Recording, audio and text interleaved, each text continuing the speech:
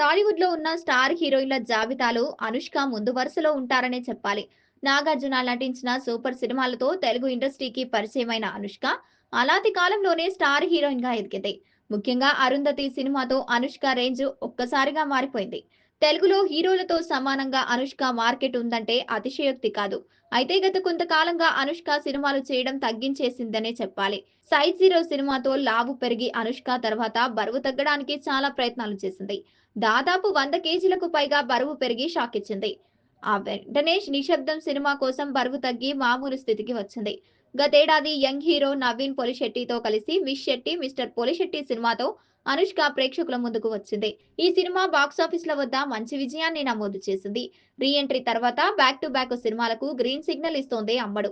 అనుష్క పరిశ్రమలో వచ్చి దాదాపు 19 ఏళ్లు అవుతోంది. కథ నచ్చితే తప్పితే అనుష్క సినిమాలు ఒప్పుకోదనే విషయం తెలిసిందే. ఇదిలా ఉంటే అనుష్క పెళ్లికి సంబంధించిన అనేక వార్త వైరల్ గా మారింది.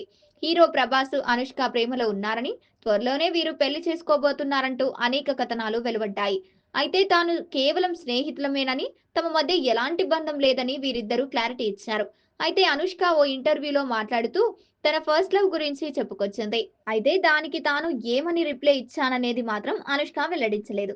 ఇలా తనకొచ్చిన ఫస్ట్ ప్రపోజల్ గురించి బయటపెట్టారు అనుష్క.